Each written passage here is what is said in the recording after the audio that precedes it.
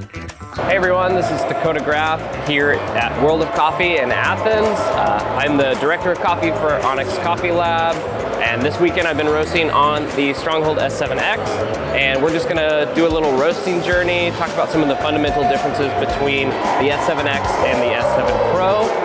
So we're going to roast some of the sponsored coffee this weekend. This is Papuanugiini. It's been really fun to roast, so I'm going to pop a batch in at 400 grams, and we're going to go ahead and get started. So my initial settings are 7 on the hot air, 4 on the halogen, and 3 on the drum heater. I have my agitation at 8, and I'm going to incrementally increase my settings as this roast goes underway. I want to talk about some of the fundamental differences between the S7X and the S7 Pro that I'm going to be utilizing to roast this coffee and control my variable slightly better. So the fundamental differences are the drum heater, which is a ceramic drum heater surrounding the tower drum, which is going to give us a little bit more thermal stability.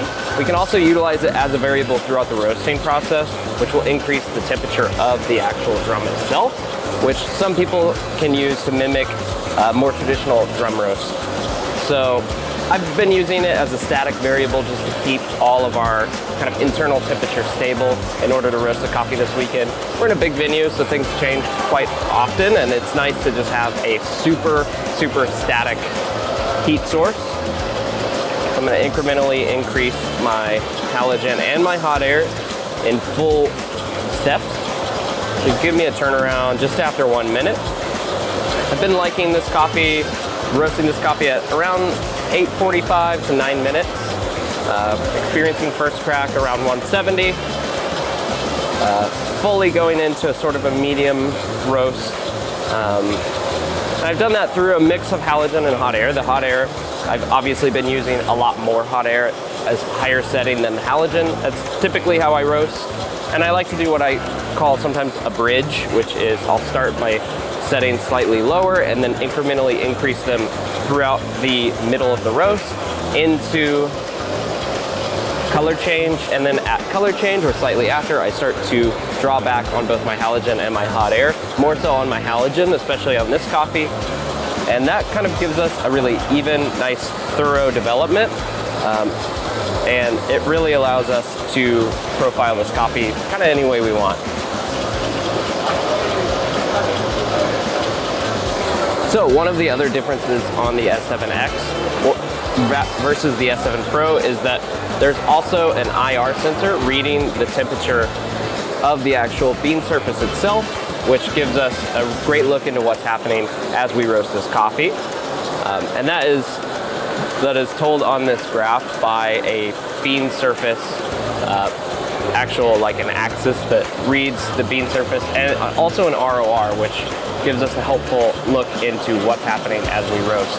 You also have a traditional ROR readout, which is also very helpful, and it's ROR over 30, which gives us some quick math. Especially when we get into our first crack, it'll start actually reading our DTR for us, which is your development time ratio, which is just time of development over the entirety of the roast.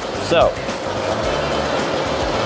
coming into the 3-minute mark on this roast, we're gonna go ahead and check it out. I'm expecting to hit color change anywhere from the late 4-minute mark to the 5-minute mark. I've increased my halogen just one more setting. We're at a really high setting right now at 10 on the hot air, 9 on the halogen, 3 on the drum heater. I'm really using some punchy heat this morning to get some of this development going. So, talked about the drum heater, and we're going to talk about the drum surface. As you roast, you'll see a yellow line here on the S7X. That is a drum surface probe. That's just reading exactly what it says, the temperature of the drum surface. For me, it kind of gives me a glimpse into what's happening in the environment of this tower drum. That really reads into kind of that temperature stability. You won't see it change a whole lot unless you're adjusting that as a variable. You can increase it just the same as your hot air and halogen. If you increase it by 1, it will increase the actual tower drum temperature at a pretty high margin. So I'm actually just going to increase mine a little bit just to see what happens. We'll use it as a variable right now. Bean agitation, I have at a static 8. I feel like this works really well for a 400 gram batch. I actually just use it almost across the board as at an 8.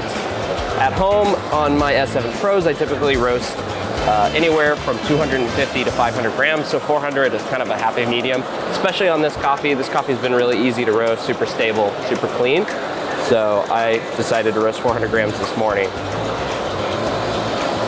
So we are at around 440 and we're fully into color change, which means I will start to taper that heat back. And on the graph, that will read as a descending ROR and a descending surface ROR, which will be read by that IR probe. Super helpful to see kind of in real time. That the really cool thing about IR probes is that they're reading real time. There's no probe lag, there's nothing like that. It's just direct to surface. We're figuring out what's happening.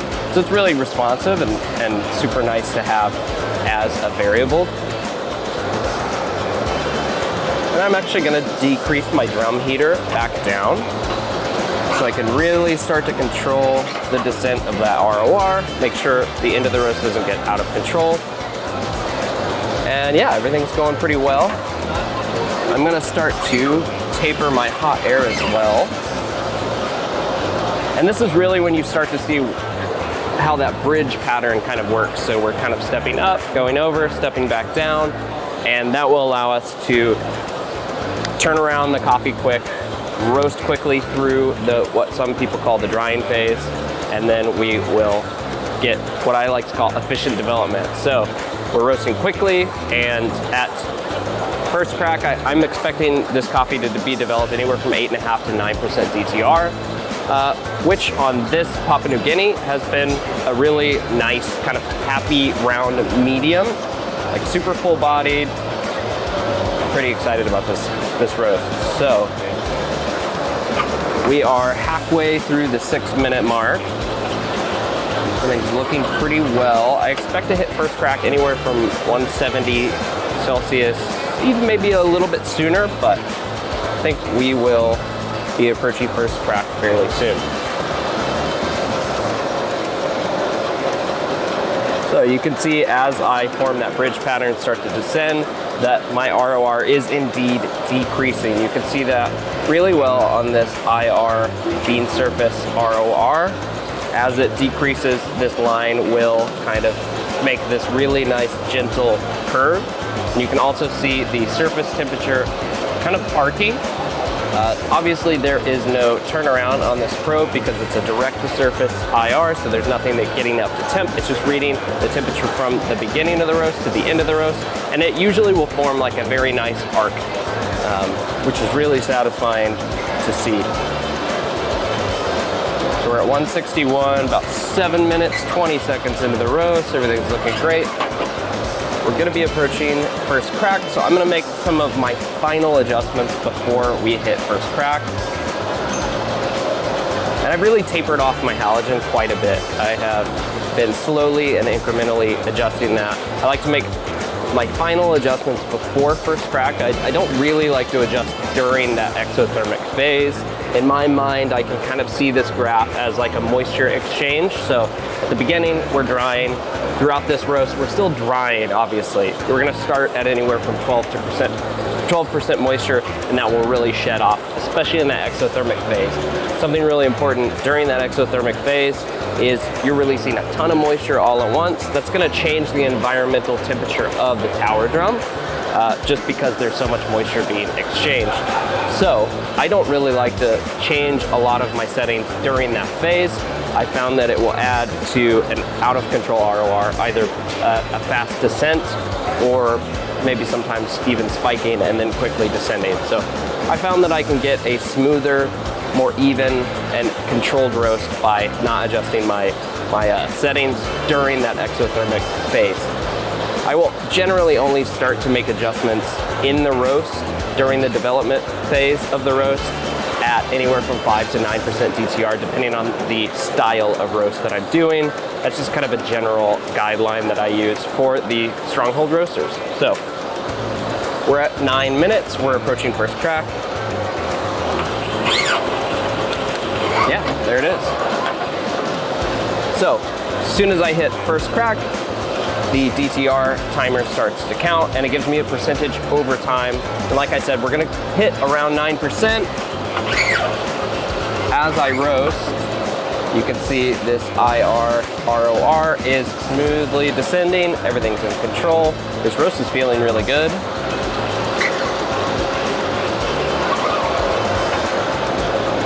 And you can see that the drum surface temperature readout has indeed been fairly responsive to my setting adjustment, so it kind of goes up and back down.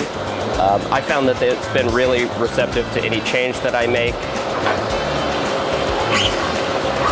All right, so we're approaching 7.9 DTR, so coffee's looking good. I think I'm gonna drop it right now.